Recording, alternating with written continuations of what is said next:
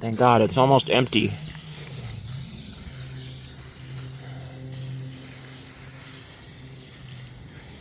You know how you tell if a motor was a bad motor when it came out of whatever it came out of?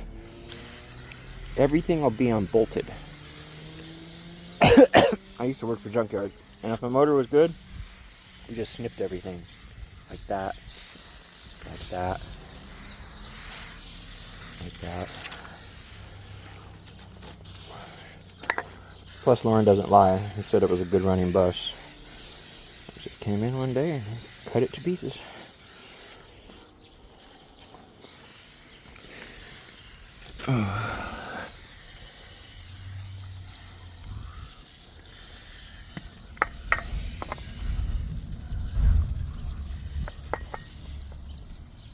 Okay.